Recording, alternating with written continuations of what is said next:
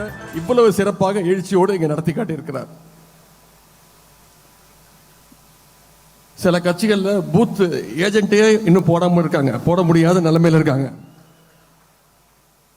ஆனா இன்னைக்கு நாம பூத்துல டிஜிட்டல் ஏஜென்ட்டை போட்டிருக்கிறோம். அந்த அளவுக்கு தொழில்நுட்பத்திலையும் ஆர்டிபிஷியல் இன்டெலிஜென்ஸ் உட்பட டெக்னாலஜிலையும் இன்னைக்கு திராவிட முன்னேற்ற கழகம் தான் முதல் இயக்கமாக நடைபோட்டு கொண்டிருக்கிறது. ஒரு பூத் ஏஜென்ட் மாநாடையே, ஒரு பூத் ஏஜென்ட் பாசறை கூட்டத்தையே இன்றைக்கு பயிற்சி கூட்டத்தையே இன்றைக்கு ஒரு மாநாடு போல் நடத்தியிருக்கிறாரு. அடுத்த ஆண்டு நிச்சயம் நாம தான் வெற்றி பெற போறோம். அந்த தேர்தல் வெற்றி விழாவை எவ்வளவு பிரம்மாண்டமா நடத்த போறாங்க போது நினைச்சு பார்த்தாலே வியப்பாக இருக்கின்றது. நான் அடிக்கடி சொல்வது உண்டு, பூத் நிர்வாகிகள், பூத் ஏஜென்ட்ஸ், நீங்க தான் நம்முடைய கழகத்துடைய இரத்த நாளங்கள். நீங்க ஒழுங்கா செயல்பட்டாதான் கழகத்திற்கு வெற்றியோ தோல்வியோ அது நிச்சயம். கழகம் துடிப்போடும் வேகத்தோடும் செயல்படுவதற்கு பூத் நிர்வாகிகள் நீங்க தான் காரணம். இந்த பூத் பொறுப்பு என்பது ஒரு சாதாரணமான பொறுப்பு கிடையாது. முழுக்க முழுக்க திறமை உள்ளவர்கள் தான் இந்த பொறுப்புக்கு வர முடியும், வந்திருக்கிறீங்க. பல தேர்தலில் வேலை பார்த்த நீண்ட அனுபவம் உள்ள பூத் ஏஜென்ட்டுகள் இங்க நிறைய பேர் வந்திருக்கிறீங்க. உங்கள பலர் வாக்காளர் பட்டியலில் உள்ள பெயர்களை மனப்பாடமாக சொல்லக்கூடியவர்களாக அந்த திறமையை பெற்றிருப்பீங்க. உங்களுடைய அனுபவமும் உழைப்பும் தான் களத்தில் திமுகவை வலிமையான இயக்கமாக இன்றைக்கு இயக்கிக் கொண்டிருக்கிறது. எனவே உங்களுடைய பணி அடுத்த 8 மாதங்கள் மிக மிக முக்கியம். நம்முடைய அரசினுடைய திட்டங்களை, சாதனைகளை வீடு வீடா நீங்க கொண்டு போய் சேர்க்கணும், எடுத்து சொல்லணும். இன்றைக்கு நம்முடைய திராவிட மாடல் அரசு செயல்படுத்தியுள்ள திட்டங்களால இந்தியாவிலேயே வளர்கின்ற மாநிலங்கள்ல இன்னைக்கு தமிழ்நாடு நம்பர் 1 இடத்தை பிடிச்சிருக்குன்னா அதற்கு காரணம் நம்முடைய திராவிட மாடல் அரசும் நம்முடைய முதலமைச்சர் அவர்களும். ஒவ்வொரு அரசுக்கும் ஒரு ஸ்டைல் இருக்கும். உதாரணத்துக்கு பாத்தீங்கன்னா பாசிச பாஜக அரசு எடுத்துக்கிட்டீங்கன்னா பாசிச மாடல் அரசு அப்படின்னுவாங்க. கடந்த 10 ஆண்டு அதிமுக அரசு சொன்னீங்கன்னா அடிமை மாடல் அப்படின்னுவாங்க. நம்முடைய அரச நாம பெருமையா சொல்றோம் திராவிட மாடல் அரசு அப்படின்னு.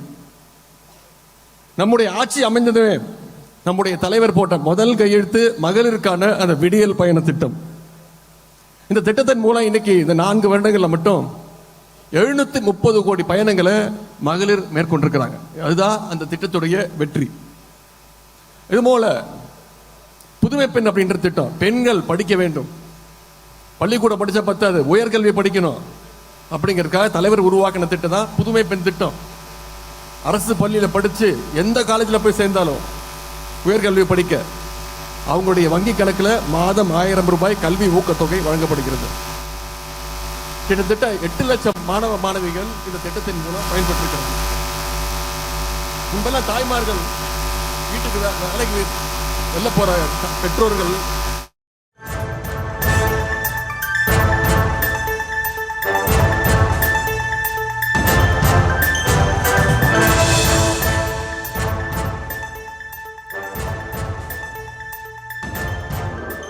ஒவ்வொரு நாளும் 1ஆம் வகுப்பிலிருந்து 5ஆம் வகுப்பு வரை படிக்கக்கூடிய குழந்தைங்க 20 லட்சம் குழந்தைங்க முதலமைச்சர் காலை உணவு திட்டத்தின் மூலம் பயன்படுறாங்க. இன்னைக்கு ஒட்டுமொத்த இந்தியாவே திரும்பி பார்க்கிற ஒரு திட்டம் தான் அதுதான் கலைஞர் மகளிர் உரிமை தொகை திட்டம். கடந்த 22 மாதங்களாக நம்முடைய முதலமைச்சர் தலைவர் கொடுக்கிறார். மாதம் 1000 ரூபாய். எத்தனை பேருக்கு 1,15 லட்சம் மகளிர் 22 மாசமா வாங்கிட்டு இருக்கிறாங்க. இந்த மாதத்துக்கான உரிமை தொகை, மகளிர் உரிமை தொகை 1000 ரூபாய் இன்னும் 1 நாள் 2 நாள்ல வந்துடும்.